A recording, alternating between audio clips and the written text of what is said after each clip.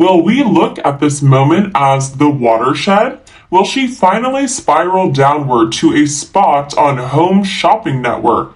If it were not for the Diamond Jubilee and the Queen passing, then the coronation, Harry and Meghan could have stayed in the USA for years, and we may never have had to hear about all these shenanigans of back and forth across the pond. She will have life after Harry in the media as a freak. People will watch her because she's so weird, but that won't last long. She'll be Wallace Walmart. Or she's somewhat following Fergie's trajectory. Fergie has found some equilibrium and has developed a reasonably successful career as a writer, but in the early years after divorcing Andrew, she went kind of off the rails and at one point was so in need of money she was shilling for the Weight Watchers, and it came to light that she once accepted money from Jeffrey Epstein to cover debts. She's a profligate spender. Her father-in-law also couldn't stand her. Where the similarities end, I think, is that nowadays not only does she live at Royal Lodge with Andrew, but she's been somewhat invited back into the folds of the royal family, following the passing of Prince Philip. I think with the Sussexes, the divorce will be so bitter. There's no chance of amicability afterward, ever. It's possible that a divorced Meghan can score some sponsorship or spokesperson deals, but the big difference is that Fergie was always viewed as fun-loving, a good sport, and cheerful but quirky. And she has never once badmouthed her ex-husband or his family.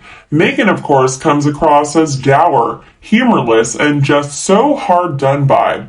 Who wants someone like that fronting their product? Does Meghan have it in her to become a novelist like Fergie? I haven't read any of her books, but apparently they're not half bad. Maybe a screenwriter. She fancies herself an accomplished writer after all. Or maybe she could follow Lady C's lucrative example. Lady C offers her castle as a wedding venue. Could Meghan convert a portion of the Olive Garden, which appears to be mostly unfurnished anyway, into a wedding venue?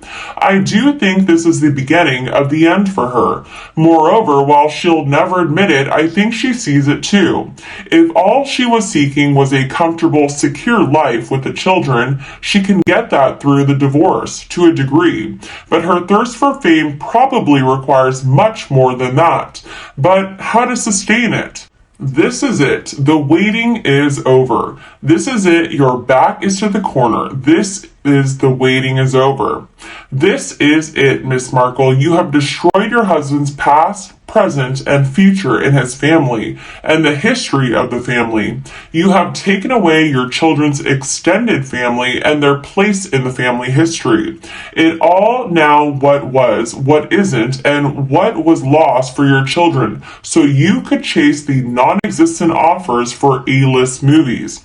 You threw it all away for a few hundred crazy sugar fans that make you look worse by trying to build you up. I saw 20 seconds of one of their videos today and she was quite frightening. Pray they never turn on you.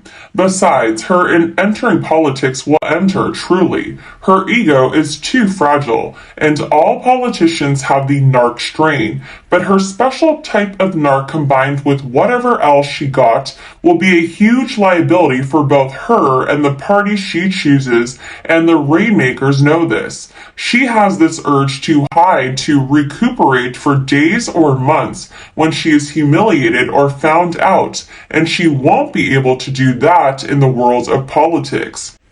Add to that her many, too many dark secrets and all the people she has maligned, used, and hurt along the way. She doesn't have the billions to keep all that from getting out, and no political party will take up that humongous bill for her because she doesn't have the charisma, the brains, nor enough of a real following, not bots, to even consider it. Her brand is beyond resuscitation. If she doesn't keel over from the stress, Sleeping with one eye open will. She can't act, and Hollywood has shunned her, and she has burned too many bridges there as well. That's another no. She has also shown that she isn't able to produce anything of value. Real ROI negative, really. Even when she had top caliber people working for them, she is unsuccessful at merching as well. Nothing sells. One prediction was made. This is my official prediction, although I don't have a good time frame. They divorce, but all of the nasty is behind the scenes. We might get rumors here and there, maybe even spillage from a brave but pissed off staff member. But there will be an ironclad agreement, basically between King Charles and Meghan. Harry will return to the UK and put back in his playpen. Neither side talks, both sides move on. Meghan's hopes for big fortune are gone. She'll need all the money she can get from a settlement. But the king plays the long, quiet, and dignified game, doesn't he? He will negotiate a series of payments as settlements, each one dependent on her behavior, sticking to the agreement, no whining with Gail or Oprah, no tell-all books, no disguise kids' books that really passive-aggressive about a daddy who let the family down by going back to his imperial racist family. It will be enough to keep her in a more sedate mansion, that is, in the king's name, not hers, a nanny or two, and basic household stuff, so she doesn't have to cook or clean. An electric SUV, a chicken coop, more than she had when she was on Suits, but she's out of Montecito, and her lifestyle goes back to something reasonable. Budgets for clothing, IKEA, vacations, one grand trip a year to Aspen, or 100 weekend trips to Motel 6 in Montana. Her choices are just sticking within budgets. The children want nothing. Best schools, tutors, dance lessons, scouting, clothes. They get trips to see their fancy relatives. She can't go. But the payments, other than for the kids, depend on her behavior. If she tries to write a memoir about how they treated her, payments decrease.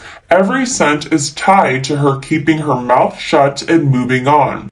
If she wants a fortune, she either has to earn it with her own money or marry a tycoon. Other than limits on tell-all books and interviews, she has no limitations. It's all a giant fucking quid pro quo. She behaves and she gets her money like a trained seal. She is free to do QVC, Mother of the Bride acting gigs on Lifetime TV, podcasts about anything except royal stuff, but no pimping out the kids, no using their names to sell merch. And the king makes it clear there will be detectives on duty who will follow all trails of BS stories originating from California. If any trails of crap lead back to Meghan, money dries up. In other words, Omid needs to get himself a decorating show on HGTV, toot sweet. After the divorce, Harry goes back to the UK. Meghan gets a series of generous settlements, all dependent on her behavior, i.e., keeping her trap shut with respect to her time with the royals. Her lifestyle is better than Suits' days, but a far cry from Oprah. Upgrades are on her. She can find a job or marry a rich guy. What do you think about Meghan Markle's upcoming future and the scandals she has caused her own small family? Let us know your thoughts below in the comments section. We hope you have found this video helpful. Don't forget to leave a like, share, and subscribe to the channel if you like it. Thank you for watching this newsletter. See you in the next videos. Goodbye.